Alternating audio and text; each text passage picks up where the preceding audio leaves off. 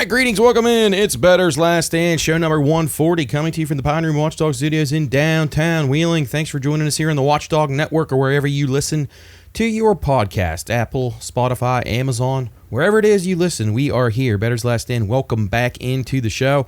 Another exciting week as we get 1 week closer to regular season football. At least that makes most people excited, not me so much, but we're, for the sake of the show, we'll continue to make that a main topic here on the agenda for this afternoon. So we're going to get into the AFC and NFC North today. We've already previewed all the college conferences, the power conferences, the ones that really matter because, like it or not, it's really tough for the little guys to actually get into the playoff or get a piece of the pie.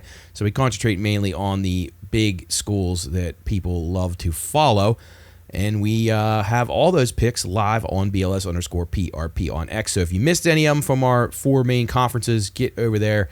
Check them out before it's too late. We've done pretty well with football futures over the last, let's say high school. We don't do those. We do those on the show for fun only during the week. So check us out on Mondays at our Football Fridays, which will be kicking up next week here on the Watchdog Network. So don't forget about that. We got high school football coming your way. Wheeling Central, Wheeling Park, and John Marshall can hear all their games right here on the Watchdog Network, along with the Mountaineers each and every Saturday right here on the Watchdog Network or watchdognetwork.com. So get on over there, check that stuff out. But as I was saying, high school plays, we have the Duggar Saucy Spread Challenge. Those are for fun only. But our college plays are all up at BLS_PRP. So you can get those on there. We did not do as well in college last year as we did in pros. So we'll keep it going, hopefully, in the pros and in college and have a little bit of a bounce back. No, we weren't terrible, but we definitely weren't as good as we'd like to be. Last week, we weren't as good as we like to be either, but we were improved from the week before. So last week, up 24.25 units, so a solid week for us. Golf, we were actually respectable for the first time in a while. Sam Burns, Ludwig Albert, and Victor Hovland all hovered around the lead last week. So that's something that will it makes it a little bit easier when there's not that many guys in the field. So anyway, but we did cash a couple of decent price tickets on those guys. So we'll take them, and we were actually above the equator in golf this week for the first time in probably a few weeks because it's not been an easy go of it lately. Another winning week in the AFL Australian rules. If I would just stick to this Australian rules football, I could probably be a professional with this. Problem is that's hard to do, and probably would be better suited to just do that. Maybe I'll just move to Australia and handicap these games and make it my profession. But we were 12-6 last week, 138.97 run. We're up to nearly 60% for the year. So pretty good run continues here since May. It's been good. We've been doing pretty well in 6 games above 500 last week, including if you played Brisbane Lions on the money line, and I think we had one other that was a dog that won outright for us last week. But so we're clicking pretty well with AFL still. CFL finally to the good in the CFL. 4-3, we'll take it at this point. We were 4-0 in sides, so we had the right teams pegged in every single game. We were 0-3 on the totals, so need some work in the totals department. NASCAR, Bowman, Logano, Barry, Keselowski, and Suarez all cash tickets for us, but wasn't good enough. Could not get home with a victory as Austin Dillon repeats at Richmond. Did not expect that to happen. He was locked in, though, and good strategies by his pit crew gets him into the playoffs, but we were up nearly 5 units in NASCAR. Big 3, another good week there. Too bad that's coming to an end. We only got one game left. 3-1 on the week, 29-14, 67% on the season. And soccer, we started off pretty cold last week, 2 weeks ago, but this past week, 15-14-2, so right around the benchmark. Now, last year, if you remember, early on, I would say probably the first 6 to 7 weeks of soccer season, we were kind of treading water. And then we went on a massive hot run towards the end of the season, and we pretty much sustained it all the way up until June, late May and June. It was really a product of just taking in as much data as you can, watching as many matches as you can, and starting to really understand the teams and the strengths and the weaknesses. And it benefited us quite a bit. And we had a really good performance in soccer. I'll have to go out and actually pull our numbers, but we were well into the 60% with our plays week in and week out in the EPL and the various other leagues, the Champions League and so forth. So it may start out a little chilly, but we will persevere. I'm pretty confident in that. I feel already a little bit more confident this week in watching matches last week to a high degree, and we can hopefully start to get into the over 55% category where we can start to lock in a little bit of a profit. But nonetheless, up 24.25 units on the week for last week, so not too bad as we head into our second to last week of August. Pro football has 1 week of preseason left, and then it is a week off, and then it's time for regular season. And college football begins this week with week 0. We'll talk about that later in the show. Let's hit on some baseball right now. This pendulum in baseball continues to swing. It's crazy. So last week I'm saying, the Red Sox, Rangers, they're starting to play a little bit better. Things are starting to go well. Well, not anymore. Red Sox still hanging in. They're still in a playoff spot right now. Still several games clear of Seattle. I think they're a game clear of Seattle, but they're safely in right now. A couple games, maybe three and a half up on Kansas City. So they're all right.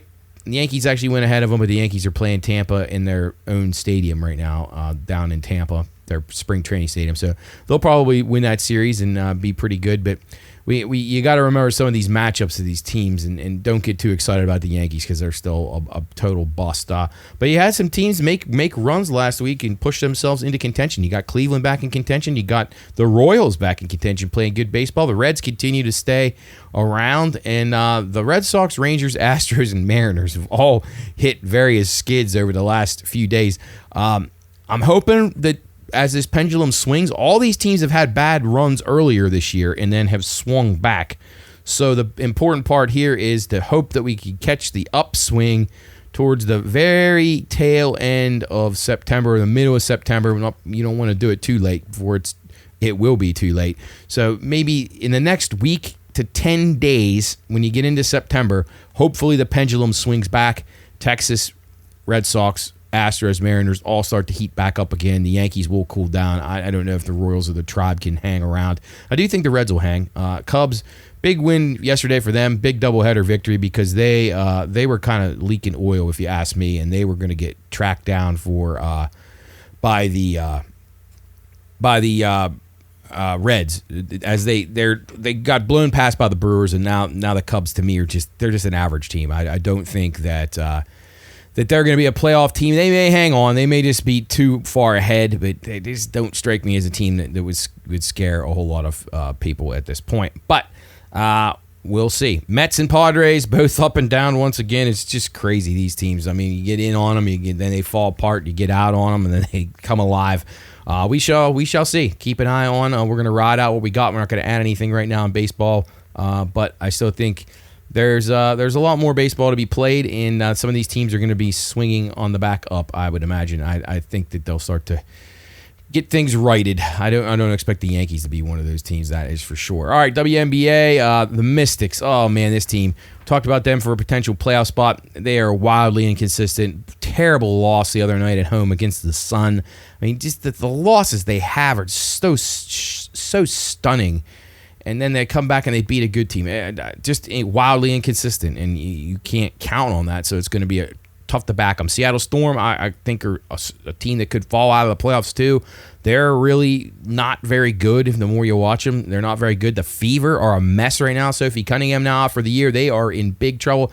They have very little guard play left. Keep signing people off the street. They're just going to run out of bodies here at some point. Caitlin Clark's not even going to be able to save them because they're not going to have any supporting cast. Even if she does come back. Still got the Sparks in potential playoff spot. The Aces now have kicked it into gear. They're going to be safely in, but I think Seattle's very vulnerable. I think the Mystics could be in trouble. The Valkyries probably hang on.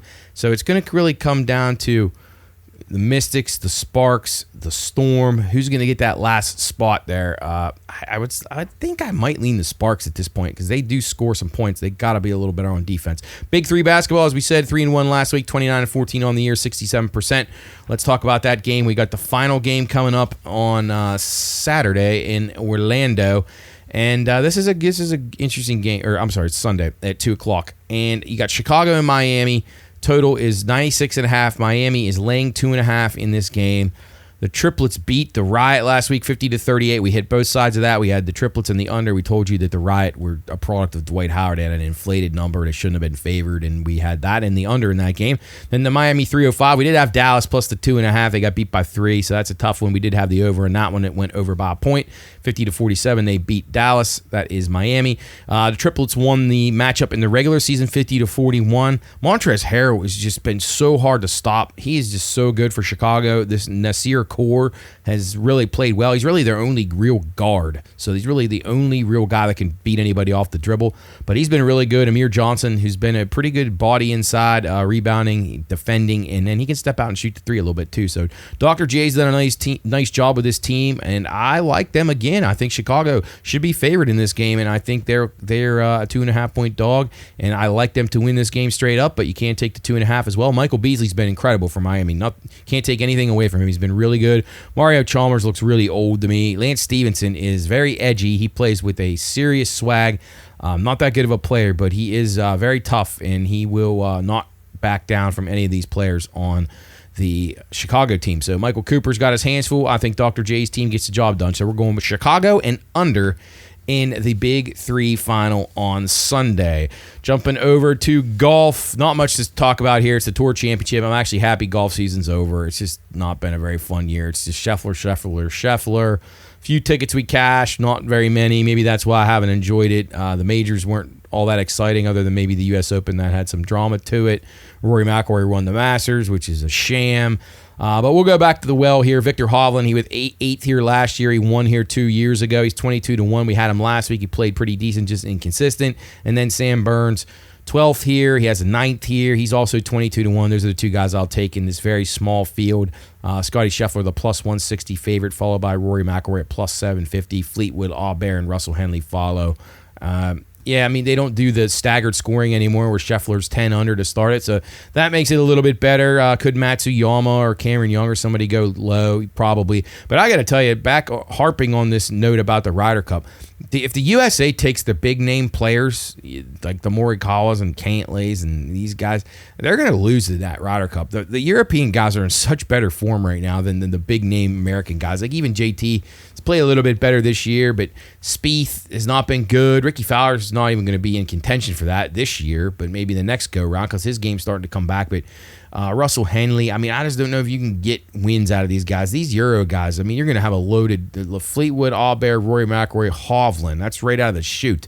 That's much more impressive than anything America has right now. Then you go down to Robert McIntyre, Sepp Struck, and Justin Rose, who just won. So, I mean, Shane Lowry. I mean, you have a really good European team. So, I still think if you can grab Euros at a plus price, kind of an emotional hedge type thing if you're rooting for America, but you have a bet on Europe, at least you have a good consolation because I think Europe is probably going to take care of business pretty good against the United States. So again, BLS_PRP, you can find all the golf plays ahead of time should you choose to play them. All right, let's go to the racing circuit. We got the F1 boys still off. They will be back with the Dutch Grand Prix here in 2 more weeks. Not this week, but the following week. IndyCar is back this week at the Milwaukee Mile. Good track here. They don't do 2 races here like they did last year. They're back to the 1-race format. Pato O'Ward won the first race last year. Scott McLaughlin won the second race.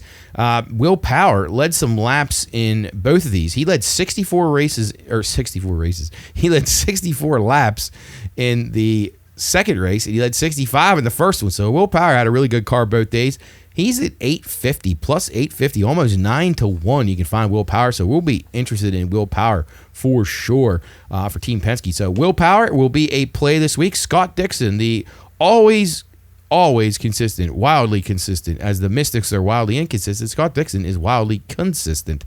He doesn't need to lead a lot of laps to finish well. He didn't lead any laps in these races last year. He finished second, and he finished 10th. So we'll go with Scott Dixon for probably at least the top 5, I would say. And then Scott McLaughlin, who won the race here last year at 6-1. He led 85 laps in that race, and he led 147 in the race that he did not win. So his car obviously set up very, very well, and the Penske team seems to run well here, and I think they probably will again. So we'll go back with Dixon, McLaughlin, and Will Power at the Milwaukee Mile this week in IndyCar racing. As I said, F1 is off. NASCAR, Coke 0400, final race of the playoffs last week, Austin Dillon leads 107 laps. He did a nice job. His pit crew had a good strategy, and he executed it well. Bubba Wallace led 123 laps, but you had some other guys really got bad luck with the tires. Preece, Reddick, just to name a few. Even Ryan Blaney could have won that race, but Austin Dillon gets the job done. We had a good turnout, though, for our guys, though. Bowman ran well. Logano ran well. Suarez ran well. Barry ran well. Keselowski ran well. So a good performance from us from a NASCAR perspective. Can we continue that here at the Daytona Super Speedway or Daytona International Speedway? Coke 0400, you got basically Alex Bowman is hanging on. He and Tyler Reddick are in the last two playoff spots. Top 16 drivers make it. Everybody else is automatically in already. 14 of the drivers already in. You got 2 spots left. Tyler Reddick has not won. Alex Bowman has not won. So you got Chris Buescher right behind them in 17th place in a win and in. He has a win and in perspective here. He should be good. He wins, he's in. Preece in 18th. Same thing. Kyle Busch and Ty Gibbs.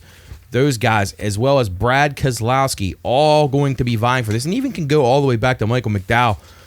Would be an incredible spot for him to pull it out. And he's done it here before. So there's a few prices that I thought were very, very intriguing here. If you remember this race seems to have some crazy chaos too, even more so than the 500. Maybe not as many wrecks, but you get some outside drivers that have not really done a whole lot in their careers who have won here. Harrison Burton won this race last year. He's not even on the circuit anymore, so he's already been demoted back to the minor leagues.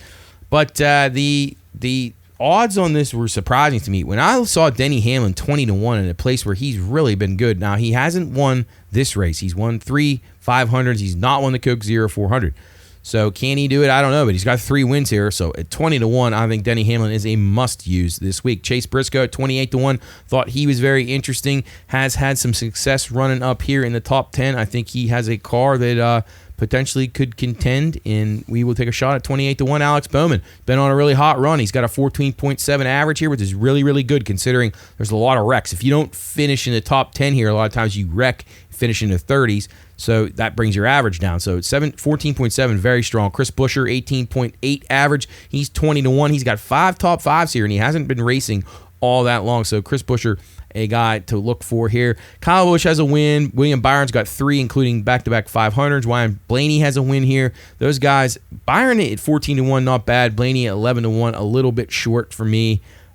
Chris Bell, not interested. Chase Elliott, he's been all right at these super speedways. I guess you could get involved with him, but I don't love his number at just 14-1. Kyle Busch at 16. That is too low for me, even though he really has to win to get into playoffs. Brad Keselowski even a touch low at 14. So I got to try to hunt down a little bit better number on Brad Keselowski, but I think he could be a contender here, although his Daytona numbers aren't great. Ryan Preece, always very good on these long super speedways. 25-1. He will be a use. He has a chance at the playoffs. Austin Cindric, 10-1. He's one of the favorites here.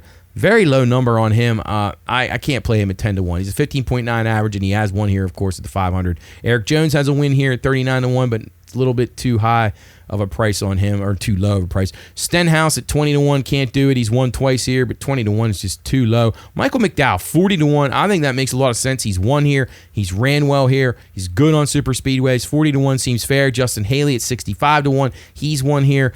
He could win this race for sure. 65-1 seems very fair. Ty Dillon, very, very good driver on these super speedways. He's 65-1. I think he has a good chance. But let me just throw a few names out here to you who have finished in the top 10 or 11 here in the Coke 0400 in the last few years. Noah Gragson, relatively young guy. Cody Ware has a 6th and a 4th. Currently, Cody Ware is 150-1, and you'll probably find him at 200 or more to 1 in many places.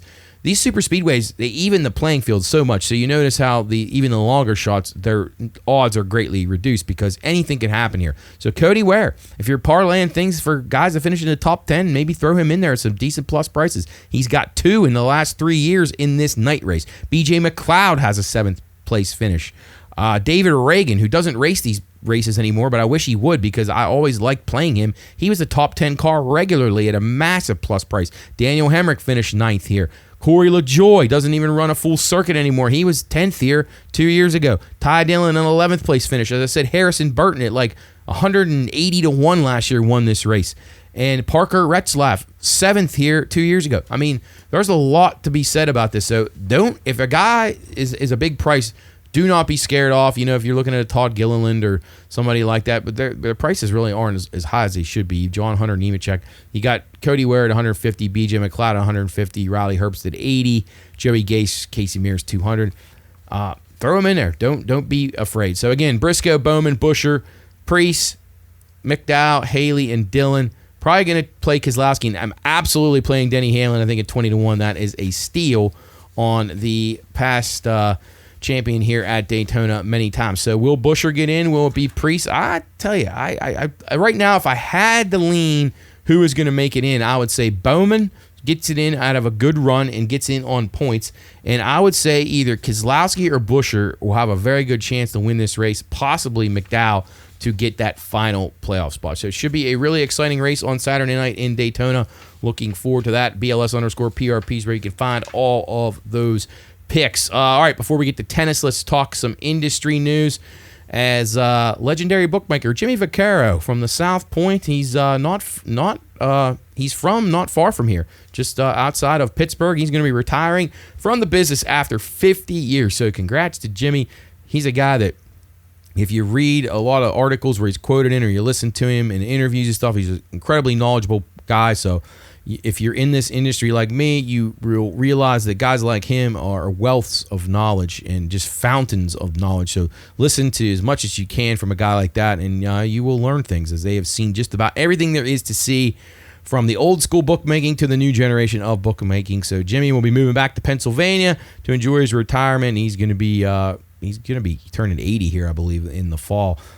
He's known for a lot of interesting things. I mean, he was one of the first bookmakers, if not the first, to legally put up win total bets. He tells the story about how he had some guy that was a fan of the Dallas Cowboys, and he and his wife would come and visit, and he'd always talk about how many games would his Cowboys win and each and every year. And Jimmy's like, well, I'll put the number up and you can bet it over or under, and he brought some big sack of money. I'm not getting all the details right of this story, but it's something like that, and brings in this big sack of money and wagers on it, and there you go. Win totals were born. And he also was one of the few books that were putting up the Mike Tyson fights, because Tyson was such a huge favorite. He had Mike Tyson priced at minus 4,200 in that loss to Buster Douglas. If you remember the big upset loss to Buster Douglas, so Jimmy had that one up. And he's also portrayed on The Simpsons too, one of the episodes of one of the first actual real humans that were ever seen on The Simpsons, when they had a bookmaking thing on there and played some fun with that. So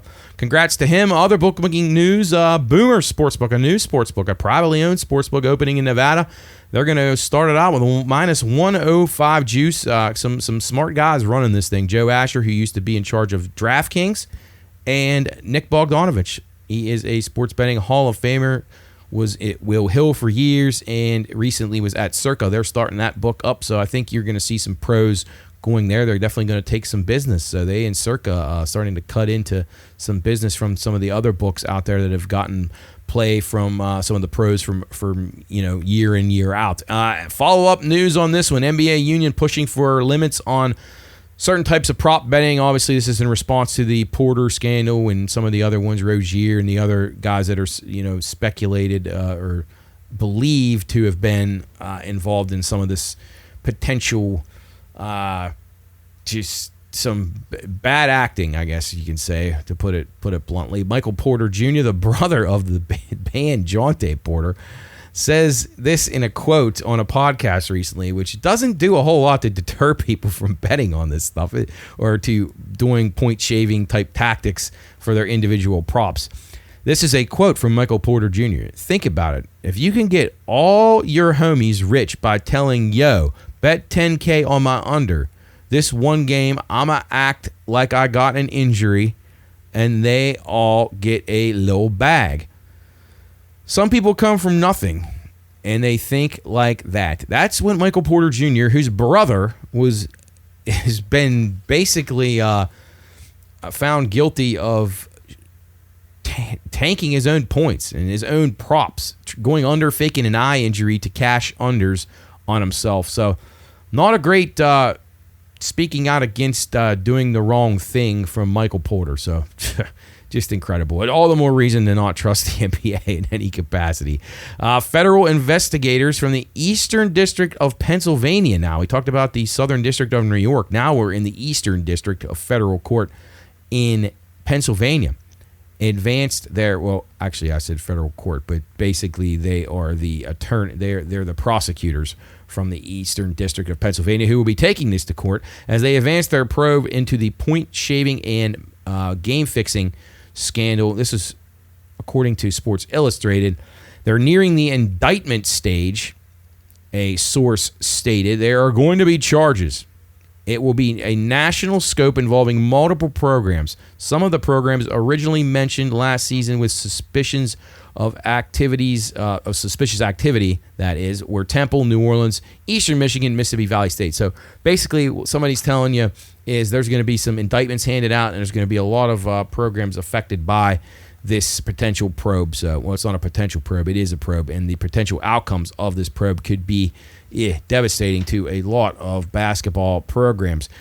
Recently, Yahoo's Ben Fawkes did a study on the biggest sports bets that were ever made, legal sports bets, and here's the top 5. He did a very nice article. You can find it at yahoosports.com if you want to read more about it. And the number one was an $8 million wager on the Thunder at minus 700 at the MGM in Ohio to win the NBA championship this past year. It cashed out for $1.142 million. So you spent $8 million to win $1.142. That's pretty risky, especially you see how far the Pacers took them to Game 7. It would not have been a fun sweat there. The second one, $3.46 million on a Tampa Bay Bucks plus 3.5 in the Super Bowl against Kansas City. That was a DraftKings in Colorado, and that was by the one, the only Mattress Mac. $2.72 million in profit for Mattress Mac. The third, $3.1 million on the Eagles, minus 700 to beat the Panthers in Week 14 last year. What a sweat that one was. Panthers driving late. Had a guy, I think they had a touchdown that got called back, or a guy dropped the wide open one. I kind of remember that game because I remember them talking about the amount of that was riding on it from Circa. This was taken in Circa in Kentucky, $3.1 million, and the bet won. It only won $442,000. So crazy that you would spend that kind of money for that small of a return. Then $3 million on the Eagles to win the Super Bowl in 2018, plus 160 at MGM in Nevada. Winning profit on that one, $4.8 million, thanks to Nick Foles and the Birds getting it done over Tom Brady and the New England Patriots. And then the number 5 biggest, richest sports bet of all time, legal sports bet. $3 million on the Astros to win the 2022 World Series at 10-1 by Mattress Mac once again. Paid $30 million. Now, that's a great bet right there. And I know he was doing it as a promotion, but man, what a fantastic wager that was. 10-1 on the Astros. Notable NFL bets this week, $300,000 on the Bears over 8.5 wins. Oh boy. I say oh boy because you'll figure out here in a couple of minutes when we talk about the NFC North.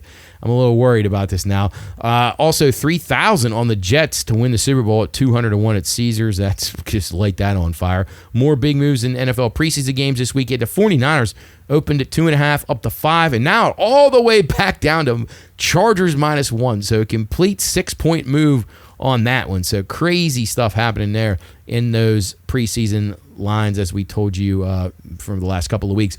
Big moves in college football. Week 1, Texas and Ohio State from 50 on the total down to 47 in some spots.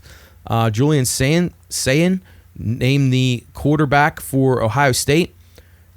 Is that mean anything to this? I don't know. I think you have a lot of uncertainty with both these teams coming in, so it makes sense to play the game under for the sharp players. I'm sure the public will get back on and start betting that 47 up to back up towards 50. I would gather. And then very little action on the Ireland game so far, with a very exciting matchup there. 98% of the handle expected to come in on the day of the game, which you would expect here in Week 0. So how much these games get bet in Week 0, you never really do know. All right, keeping it rolling here on Bettor's Last Stand, show number 140 here on the Watchdog Network from the Watchdog Pine Room Studios in downtown Wheeling. Hopefully you're getting ready for an enjoyable weekend, getting your last few bits of chores out of the way before you have to deal with the football season. So get your work done now, I guess, and have your weekends free here in the coming weeks. I guess that's what the point of the story is. Okay, tennis. You got the U.S. Open kicking off on Monday. from up in Flushing, up in New York, right outside there in Queens. And should be an exciting tournament. You got a lot of players coming in here on good runs, some not so good runs. Yannick Sinner and Carlos Alcaraz will be the favorites in the men, as expected. Sinner had to pull out of the Cincinnati final against Alcaraz, who was up 5-love on him in the first set.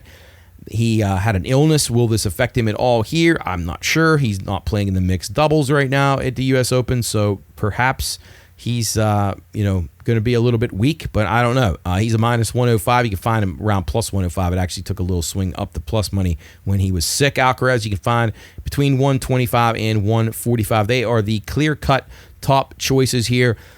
It's going to be really hard for me to get to another guy winning this tournament. Something would have to happen. Sinner would have to stay sick. Alcaraz would have to have something go wrong with him, an injury or at least a small injury for one of these guys. I just don't see how they don't meet in the finals. You can find that at plus price. I saw right around even money. I saw a couple minus 110s, but I did find an even money out there. So if you can find that, I hate to recommend that kind of stuff because it's just boring and it's just not it's not the way to gain an advantage in this racket. But sometimes you just have to evaluate things and you have to apply logic and you have to be willing to say you got to put thoughts aside, what you want to see aside, and go with what makes the most sense. And Sinner and Alcaraz in the final, as much as I don't want that to happen, I think that's the most logical outcome. Sasha Zverev has played very well lately. He is a cut above the next tier below. So right now in men's tennis, you have Sinner and Alcaraz operating in a different stratosphere. Basically, if you want to do it based on the planets, you would say they are Mercury right now. Novak Djokovic is Venus, and you would say the United States, Earth, the third planet from the sun, is Sasha Zverev. And then I would say you have to drop about all the way past Mars, past probably Uranus, Saturn, Neptune, Jupiter, all the way back out. Maybe Uranus or Neptune, possibly, to where you would then find the next set of guys. Jack Draper, Daniil Medvedev, whose game is awful. He's he's a former champion here. Ben Shelton, not good enough to win this. Taylor Fritz, not good enough to win this. And then you start getting down to Jacob Mensik, very young. Tiafoe can't win. Rublev can't win. Tommy Paul can't win. De Minaur maybe can make it to the semis. Rune has plateaued. And then you just go on and on down through these guys, and they can't win. So you basically have two guys and then a third and a fourth that possibly can win, because Novak is still not done yet. If the things would set up right for him, he potentially, if somehow somebody would get hot serving and knock out one of these guys and he was in that side and he could get there, he could still do it. Zverev would need a couple breaks his way, but he's still on par with these guys. He's not going to get embarrassed by these guys. Everybody else is going to get embarrassed by these guys. So throw out those guys. The only thing I can recommend right now, I would say fade Ben Shelton. He's going to make a decent run here, but his net game is just not good enough. Sasha Zverev just destroyed him the other night in Cincinnati, if you watch that match. I mean, just destroyed him. And if he can't beat him, he's not going to beat Sinner or Alcaraz. So you just have to apply the logic here. Taylor Fritz, same situation. Just not good enough. He can't beat these guys. He's just not going to do it. Not in 5 sets. Jacob Mensik, this is a good young player. I think he can make the round of 16 or the quarterfinals. So depending on when the draw comes out later this week, we'll figure it out, and maybe I'll use him. BLS_PRP is where you're going to want to be for these, because you got to see the draws first before you can make any real predictions. Karin Kachanov's had a great season. He's 100-1. He can't win this, but he could possibly make it through to the quarters or the semis if he gets the right draw. There's no doubt about it, because he can serve with these guys a little bit. He can't really break them. His net game isn't good enough. Giovanni Pericard, one of the most incredible servers you ever find. He's like 80-1. He can't win this because his game is so bad. If he plays against a really good tactical player, he'll get killed. But if his draw is good and it's just guys who do what he does as far as serving and trying to break one time, he can beat those kind of players. And it all comes down to matchups. Gael Monfils could be a guy you could see upset a little bit. He's always around a plus price. Sebastian Baez had very good numbers from what I looked at for hard courts. Could be a surprise, too. Again, not going to win. He's 200-1, but potentially could make a little bit of a run. The women's side, not as cut and dry. Sabalenka has been very unsharp lately. She has not played her best at all. So many unforced errors. It reminds me of her very early days. She's kind of becoming a head case again. She's struggling in her own mind. Hopefully she can weed that out over the next few days, but she's really not been at her A game. Now, that being said, her stats still bear out. She is incredible. Her avoidance of break points is phenomenal. Her tie-breaking stats are phenomenal. She is statistically better than everybody except for returns with Iga Swiatek. She dominates every statistical category, so she still might be able to just make it to the semis just based on sheer talent, which I want to pick her, but at plus 250, a little bit low. That's a little bit higher of a number than last year because she was playing a lot better tennis last year, and her and Coco Gauff, had that long run. Swiatek 3-1. She's playing pretty good right now. Can't say otherwise that she's a cheater though, and I will not bet her 3-1. Too short of a price for her. This is her not as great surface, so I think she is beatable. Mira Andreeva, she seems to be wearing down. I really want to pick her here, 8-1, but it's just too short. She seems like she's so young still. It's like this whole long season with so much tennis. She's been playing so many deep into tournaments and playing well. I feel like it's catching up with her a little bit. She's taking some time off here leading up to this, so maybe that can refresh her a little bit. I still think she makes a decent run, but it's going to be tough. Naomi Osaka, who I'm not a fan of by any means, but she's 16-1 here. She's a former winner. She can play. Her game is starting to come back. I think she's somebody who could be very dangerous should she get the right draw, as much as that pains me. Victoria Mboko, the Canadian girl. If you watched her up in Montreal, she wins this tournament as the hometown favorite up in Montreal. She's 9-3 on hard courts in a very abbreviated start to her pro career. Very impressive girl athletically, and she really had the mental fortitude to hang around these matches. What will this be like for a Grand Slam? I don't know. It's a whole different ballgame, but I think she could be dangerous depending on draw. Players I'll be fading. Jessie Pegula just isn't good enough. Emma Navarro, who I think is okay. Her serving's just not been good enough. Karolina Makova, coming back from injury. I'm curious to see about her, what draw she'll get. She could potentially make some noise. She started to come into form over the last month, so I think her game is starting to round back in. Daniel Collins will be another one who always seems to play well here. So those are some names we'll keep an eye on as the draw is approaching here in the next 48 hours at the U.S. Open. So be sure and don't miss those, BLS_PRP. All right, horse racing now. We got the Travers Stakes. It's a Midsummer Derby, and man, what a bust this has turned out to be. Just 5 horses in this. Journalism will not go to this race after Connections talk smack on Sovereignty not coming to a few races leading up to this. Now Journalism's not coming. Now Journalism has run a lot of races, so I totally understand that. But a field right now that is very, very, very uneventful right now. You got Magnitude, the number 1 for Steve Asmussen, is at 2-1. I don't really understand this. This horse has very little chance to beat Sovereignty if you ask me. Now he has won the Iowa Derby, which means nothing. He has won the Risen Star, which was a lead up to the Kentucky Derby and that stuff, and he didn't have enough points to get in anyway, so he did not participate in the Triple Crown races. So maybe they're thinking they waited on him and he's going to be a pace setter here and go gate the wire here at this 1.25-mile race at Saratoga on Saturday. I don't agree with it. I don't think he has a chance. I think this is a walkover race for Sovereignty. Again, I hate giving out that kind of stuff. We got the 2 bracket buster for Vicky Oliver and Luis Saez. 4th in the Haskell behind Journalism. Really didn't contend. He was beaten 8 lengths. Just not going to be good enough here. Strategic Focus, the 3, Chad Brown and Flavian Pratt. This horse has only ran 3 times, and he's not bad. He won the Curlin Stakes, he finished 3rd in the Curlin Stakes. The Chancer McPatrick, who I'm not a fan of. I just don't see this horse having enough experience to beat Sovereignty. Sovereignty, of course, the winner of the Kentucky Derby, the winner of the Belmont Stakes, the winner of the Jim Dandies, won 3 in a row.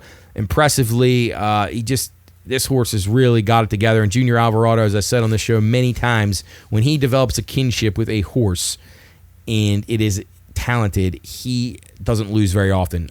He has it figured out with Sovereignty. And then McAfee, who was a highly touted horse, but he disappointed at the West Virginia Derby a couple of weeks ago. Johnny Velasquez comes in to ride for Rick Dutrow.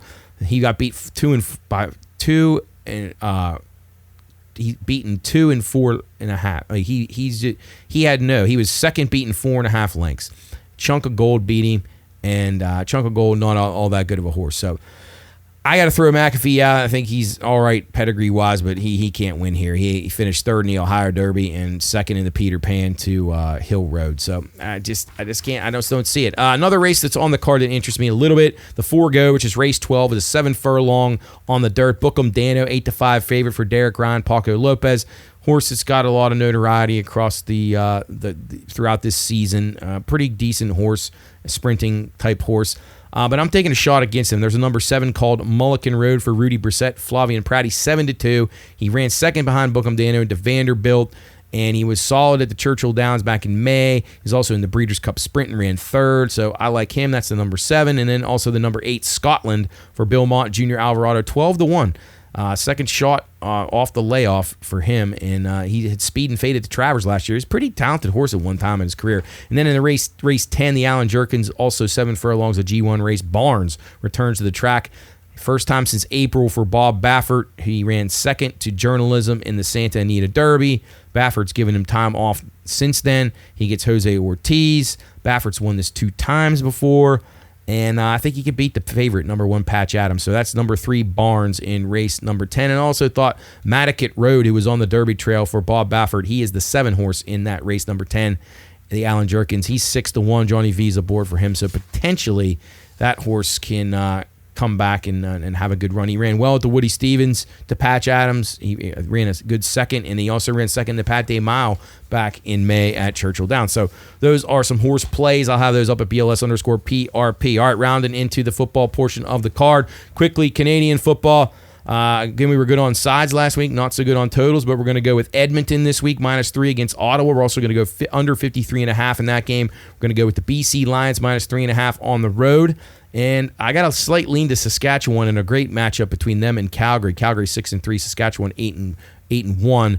It's a pick'em game. I'm going to go under the 50.5 there. And Saskatchewan impressed me last week. They're playing very good, so lean towards Saskatchewan. Soccer-wise, got a few plays in the round football. English Premier League, got Chelsea and West Ham. Got Chelsea couldn't score a goal last week, but West Ham is so bad. I just don't see any way. We had who do we have? Sunderland. Yeah, Sunderland makes their return to the EPL. Very impressive performance by them. So they get the job done, winning I think 3-0. I think they beat West Ham. So nice performance there. West Ham in this derby. I don't think they have a chance. I think Chelsea wins this game by at least 2 goals. So we'll go Chelsea on the Asian handicap -0.75. And Chelsea's won the last 3 against West Ham in impressive fashion. Bournemouth and Wolves. We're going to go with Bournemouth here, -130. Wolves is going to be a fade team for us, at least early on. Now, they played very hard, but they are just not a very good side. I think they could have some trouble here. Bournemouth, very buttoned up. Not sure they had the firepower they did last year. They definitely don't have the back line that they did. This could be a potential over game because Wolves could give up some goals, and Wolves might actually get on the score sheet here with Bournemouth's defensive troubles. Man City and Spurs. That should be a great game. Going to go over in that one. Can you find 2.5s out there? If not, I'd even go over the 3. Spurs look very good. We were high on them from a future standpoint, and City cashed a nice ticket for us. We had them last week on the Asian handicap. They won the game 4-0. Brentford and Aston Villa. We'll take Villa +115 here. Brentford, sad as it is, Brentford could be a team that could be in a lot of trouble this year. They just don't have the horses. They lost their manager. Things are not looking very bright for Brentford to this point. Burnley and Sunderland like this game under. Burnley, all-out defensive team. Sunderland are going to have a little bit of a hangover. They won their big game, their return to the Stadium of Light in the EPL. They got to go on the road this time, so it could be a little bit tricky for them. And I will take Burnley and Sunderland under the total of, if you can find a 2.5 or 3, which you're going to find at least a 2.25, but probably even a 2.5. I think it has 1-1 or 1-0 written all over it. Arsenal and Leeds. Arsenal did nothing to win their match the other day. They got very lucky. Poor goalkeeping from Manchester United. We're going to go under this in this one. Leeds defended very well, got a gift penalty, and Arsenal, to me, didn't do a whole lot. They didn't impress me. We'll go under the 3 between Arsenal and Leeds. Palace and Nottingham Forest. Didn't really have a player. Thought both these teams are pretty decent. I leaned to the under in this game. Palace played all right defensively against Chelsea last week. Forest has a very good back line, although they did surrender 1 goal, which burned our under in their previous match. We did have them, though, so that was good. Everton and Brighton going under in that one, under 3. Fulham and Manchester United. I'm going to take Manchester United here. It's probably a mistake because Zach Craven Cottage could be tough. United, I thought they looked very good early on in their match, and then it just slowly got worse and worse and worse. I might be way off on them. +125. is probably a decent price, but we'll see. Fulham is going to be pesky at home. Newcastle and Liverpool. Liverpool should win this one too. Newcastle just doesn't look as good as they were last year, so we'll go with Liverpool even money. Get them at a plus price to go on the road and win. In the championship, Ipswich, I have Ipswich plus 105. We're going to go with West Bromwich minus 120 against Portsmouth. Ipswich playing Preston North End. And then Wrexham. I'm not going to support Wrexham very often, but they are playing Sheffield Wednesday this week. So that could be good. You can find them on the handicap. They'll probably win this game at least 2-0. And then League One. Let's go down to Luton and Cardiff. Both teams to score. That's a Saturday morning game. And then Peterborough and Bradford City. We'll take Bradford City plus 135. We're going to go over with Plymouth Argyle and Blackpool, as Blackpool has now surrendered 11 goals already this year, and Plymouth's already given up 9. So let's think that there's going to be at least 3 or 4 goals in this one. So we'll go over 2.5, Plymouth and Blackpool. Stockport will take them against Burton. We're going to go in the Asian handicap there to get a better price. And then Wycombe against Reading. We'll take Wycombe. Reading just drew 1-1, which they probably wouldn't have expected to do. We'll take Wycombe around even money in League number 1. All right, let's finish it off with, I believe, what do we got? Australian rules football, and then we'll get into the Week 0 card and the NFL, AFC, and NFC North divisions. Final week of the AFL, if you can believe it. Everything comes down to this, and we'll start it off with the game on Friday. It'll be the Melbourne Demons and the Collingwood Magpies. If you miss this one, again, BLS_PRP will have it. Collingwood, Bobby Hill's back in the lineup. That is huge. They've played very well. At least they played well enough to have a chance of winning last week after being very short man. So I think that you'll say this is a spot where Collingwood has to win. I mean, this is a game they totally need. They if they win this and they can win it by a large enough margin, they can hold 4th place. So I think that Collingwood wins this game minus 21.5. We're taking the Magpies over 164.5 against the very, very poor Melbourne Demons, who will finish their season up with another loss. Gold Coast Suns at the Port Adelaide Power to be Gold Coast minus 24.5. 169.5 is the total. Gold Coast, lots on the line for them. They got 2 games basically in a 7-day period, as they have to play this game, and then they got to play a makeup game next Wednesday. So a lot on the line for them. They should win this game. They're laying 24.5. I'm taking the Suns. They're in 9th place right now. They've got to win this game. So if they win both, they could get as high as 4th. If they go 1-1, they're probably in at the 8th spot. But they got to start by winning this game here against Port Adelaide. So we'll go with the Suns, and we'll go over 169.5. Adelaide Crows at the North Melbourne Kangaroos. The Crows coming in first place. They win. They're the first place team, which is very nice. Minus 36.5 is the spread. 177.5 is the total. Adelaide, this would be their first minor title since 2017, so they're definitely going to want that. I think the Crows roll in this game over 177.5, as well as North Melbourne gives up a ton of points. Geelong Cats and the Richmond Tigers. Although I will say North Melbourne, back to them, a nice win for us last week with the Kangaroos. Geelong at Richmond. Geelong minus 60.5. 177.5 is the total on this one. If they win, they guarantee second. They could get first if Adelaide would lose to North Melbourne, but that's very, very unlikely. To me, it looks like Geelong's probably pretty much locked in, so we'll go with the Cats minus 60.5 and over 177.5. I think Richmond will score a little bit at home. Sydney, disappointing year for them at West Coast. They could finish up with a boom. I would probably lean West Coast. They got to make a long trip over to the western part, into Perth area to take on the Eagles. And Swans, they were eliminated last week, and they're probably kind of just irritated right now. They're laying 29.5 on the road, 165.5. I'm really going to go over here. I think there'll be some points. I don't think either team's going to be too inspired. But West Coast may give a little bit of a fight in front of the home crowd. St. Kilda at GWS. GWS minus 30.5, 172.5. GWS in 6th place. Their win and in scenario right now for them. They played well last week and got the victory that they needed. I'm going to lay the 30.5 and go over 172.5. Fremantle at Western. Western minus 22.5. The total 171.5. Fremantle was absolutely embarrassed last week. Now they do have some good players out. They were crushed by the Lions, the Brisbane Lions last week, who we had. And I told you that was a bad number, and it certainly looked to be one as they crushed Fremantle. They seem to be in big trouble. Western needs this win to be in. They're in 8th right now. They've got Gold Coast on their heels. They got GWS to contend with. They have Fremantle, the team right in front of them who they're playing. I think Western crushes them here. I think Western might win this game by 40 plus. If you can find adjusted numbers, I'd play it, and I like this game under 171.5. Frio couldn't move the ball at all through the midfield. Western will be able to exploit that, and I think Western wins this game big, and it stays under 171.5. Hawthorne at Brisbane, as I mentioned, Brisbane minus 9.5, total 169.5. Brisbane, if they focus, they're as good as it gets right now. They were back at it last week, crushing Fremantle, and I think they'll do that again here against Hawthorne. Minus 9.5 will go under 169.5 here. I think they'll play very buttoned up here. This is going to be like another finals game for them, as they now have to say, we got to show up every single game. There's no stubbing our toes, no overlooking opponents. We got to take care of the win and secure this third seed and have a very favorable trip into the finals. And then the Essendon Gold Coast game next week. I imagine Gold Coast is going to crush them. No number on that yet, but Suns can be 4th or 8th, so they really need to win that game. If the Hawthorne Hawks lose, they could drop all the way down to 8th, and I think they probably will. So one more week of exciting action for the AFL before we head into the playoffs. So very excited. BLS_PRP can find all that action. We were up 24.25 units, 12-6 in the AFL last week. College football week 0. It's finally here. Yippee. We got a game in Dublin, Ireland to start things off. Not much to speak of here. Iowa State and Kansas State. K-State -3. Total 49.5. This is at the Aviva Stadium in Dublin. I think Kansas State probably is a little bit better physically, at least on the interior line, than Iowa State. So I'd lean towards the K-State. What the hell are they called? What the hell are they called?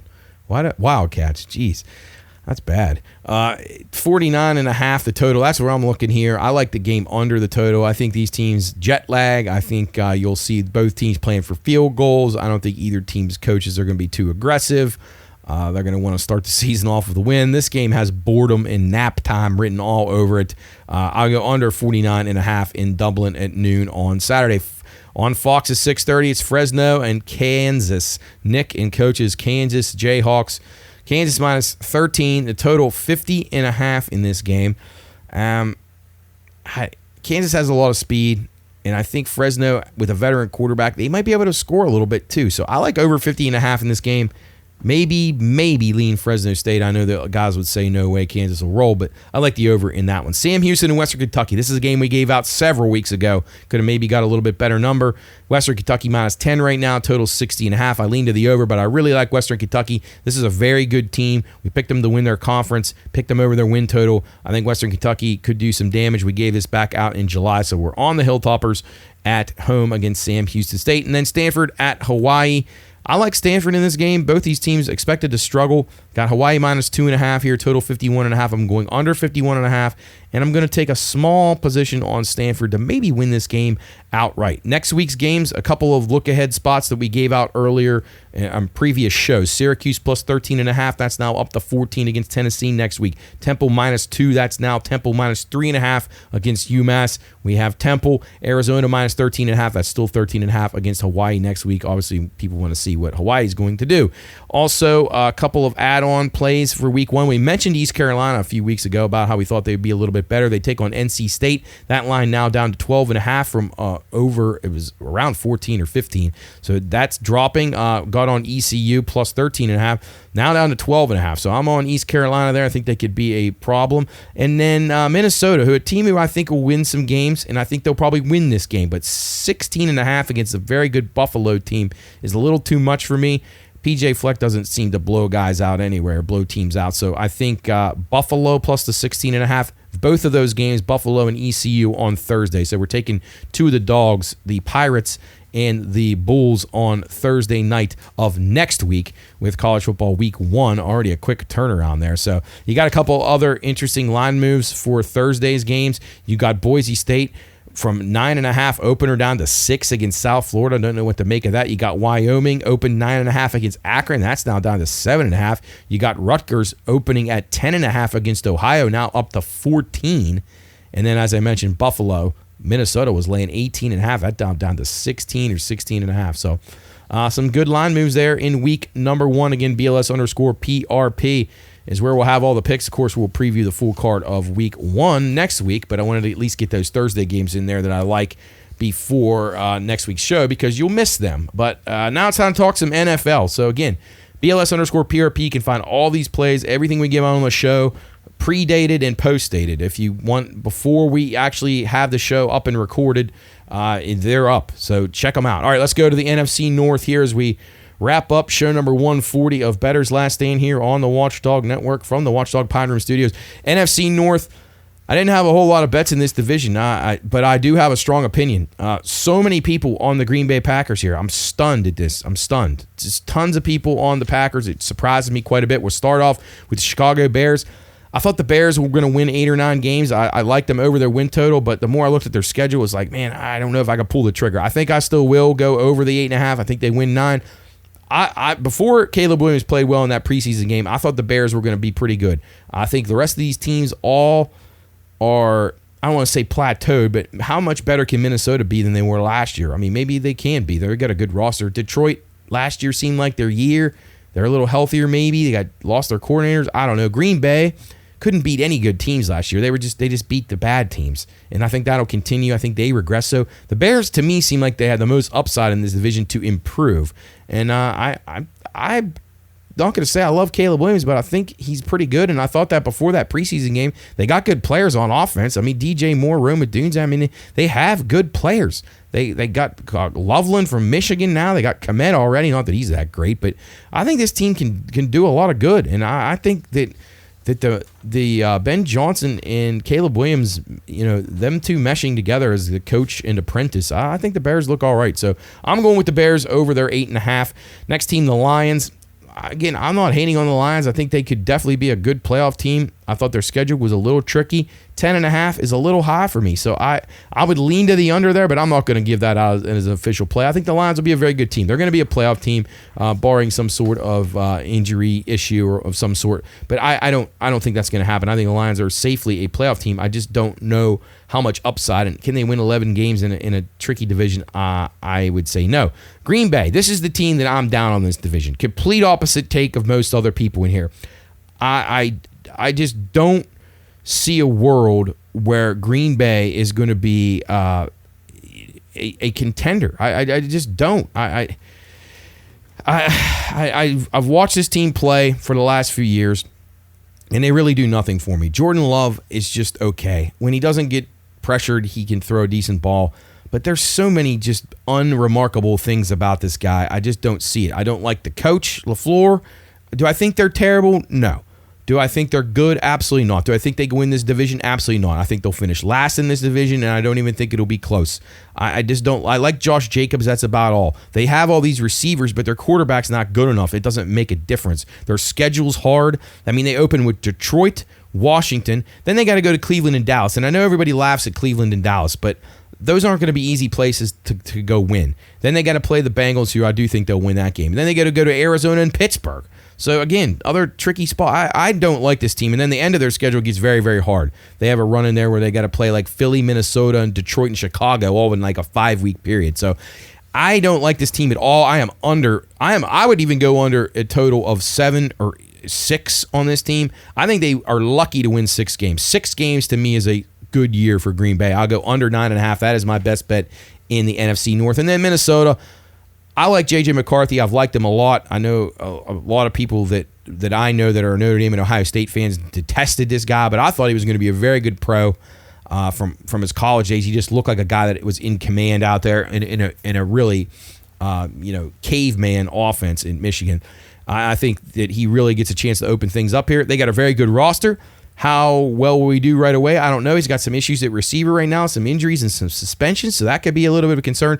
I don't hate Minnesota. I think they're going to win right around 8 or 9 games, so their 8.5 win total will probably be I don't know. I would probably lean slightly to the over, but it's not going to be by much, so slight lean to the over there. As far as division champion goes, I really find myself leaning between the Vikings or the Bears here, but the Lions might be the safest play. I do like a lot of teams. I like everybody in this division except for Green Bay. That is clear. And then let's go on to the AFC North as we wind things down. Everybody wants to know about the Steelers, what I think about them. Do I think the Steelers will be great? No. Do I think they'll suck? No. But I do think the Ravens are really good. The roster's very good. I think they'll win 12 games if they stay healthy. Now, Jackson just left practice today with some sort of injury, but I don't know. Derrick Henry got weapons, got a really good defense now, really good secondary. They got a lot to like here, Baltimore. They won't be able to win it all because of Jackson. He's not a good enough quarterback to win in the playoffs. He just never has been and probably never will be, much as it pains me to say. But yeah, so Baltimore over there, 11.5. I think they win this division for fun. Cleveland, the next team, I really am. I think they'll win at least 6 games here. Flacco's the quarterback. I mean, that's not a surprise to me at all. You heard me talk about that back in the winter before this. I feel like, or maybe it was back in the spring, I guess it would have been after football. But when they got Flacco back, there was no doubt he was going to be the starter. Kenny Pickett was never going to start for this team. It's a 0% chance. You could have found Flacco at like 12-1 to be the starter. I didn't understand what they were thinking there. I mean, they brought him in for a reason. He's going to bridge till their next guy, whether it's Shador, whether it's Gabriel. I don't know that yet. They don't know that yet. But Flacco's the quarterback. He'll be stable. They're going to get Cincinnati. I think they'll win that game. They probably won't beat Baltimore, but then they get Green Bay. So they can start out 2-1. So I like the Browns over their 5.5 win total. People sleeping on them, I don't get it. Then you got the Steelers. I think the Steelers win right around 8 or 9 games like they always do. Mike Tomlin, I do like them a lot against the Jets. I think they'll kill Justin Fields. I think they'll make his life a living hell. And I think Rodgers will have a chip on his shoulder and play very, very well. Then they play Seattle. At New England will be tricky, and then Minnesota. So not the easiest start to the schedule, but then they get Cleveland and Cincinnati and Green Bay and Indianapolis. Like, that's a good little run right there. You could win at least 3 of those games, probably all 4 of them. So I think the Steelers are all right.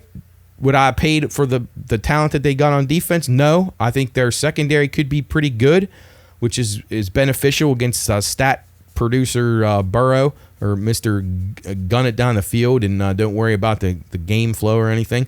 But I don't know. Steelers, if they can run the ball, they'll be decent. If they can't run the ball, they're not gonna be that good. So that's the key to their whole team is will their offensive line and can they run the ball? I just don't know about their running backs, which would be a serious concern. Defense will be decent. I think T.J. Watt's about finished. I think Cam Hayward's about finished. But their secondary will give them an opportunity to cover a little bit, and maybe some of their younger pass rushers can get in there and make some plays. I think they probably have a shot of finishing second in the division. I think Cincinnati and Cleveland will fight it out for last. I'm under 9.5. I'm under 8.5 on Cincinnati. I'm under 7.5. I think this team stinks. I don't like the coach. I don't like the quarterback. Jamar Chase is the best player in the league, though, in my opinion. Like, the best player, not just best wide receiver. To me, he's the best player in the league. He is the only reason that people think Joe Burrow's good. If you really look, Jake Browning did the same exact thing as Burrow did when Burrow was out. So all I got to do is tell you that. You should watch and then look at the games that Burrow plays and Jamar Chase doesn't play and tell me how good he is then. So anyway, they already know I'm not a Bengal guy. I don't have anything against Cincinnati as a town. I like it a lot, as a matter of fact, and I have no issue with the Bengals as a franchise, except I think they're poorly run. They're like the Pirates of the NFL. Their owner's cheap. They're going to lose their best defensive player. They got just dissension in the team already. They've paid way too much for offensive guys, and really they're like niche offensive guys other than Chase. It's like Burrow is only good because of Chase, so you're paying him way too much money to be just a stat producer. So that, to me, he's Jeff George, he's Ryan Fitzpatrick with a really good receiver in a time where you just throw a lot more. So will this team win any games? They'll probably win a few shootouts, but I think they win 6, maybe. If they win 7, I'll be surprised. Just not in on Cincinnati at all. So I think they'll probably finish close to last, if not last in the division, right above or below the Cleveland Browns. So Baltimore is my pick there. And back to the Vikings, I had Jordan Mason over his rush touchdowns. We gave that out several weeks ago. I think he's going to be a very good sleeper in fantasy football, too. He's going to score a lot for them. So keep an eye on that. We'll talk a little bit more about fantasy next week on the show because we've wrapped up all the divisions. Again, you can find all these at BLS_PRP.